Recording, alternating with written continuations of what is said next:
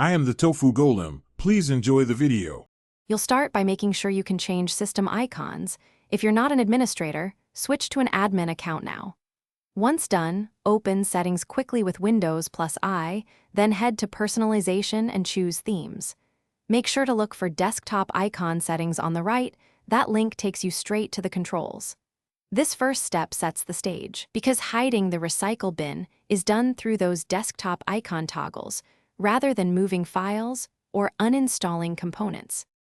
Once you're in Desktop Icon Settings, find Recycle Bin in the list and uncheck it to remove the icon from the desktop. Click Apply, then OK, and Windows will update the desktop.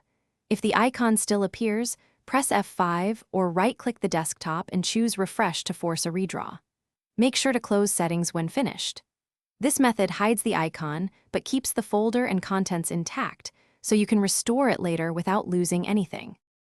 To finish, remember how to reverse the change. Open Desktop Icon Settings again and recheck Recycle Bin, then Apply and OK.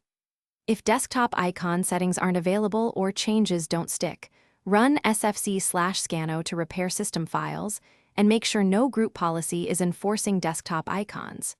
If problems persist, create a new user profile or use system restore to a known good point. One tip: check third-party desktop managers, which can override Windows settings. Disable them before troubleshooting. Thanks for watching. Consider subscribing if we helped you today.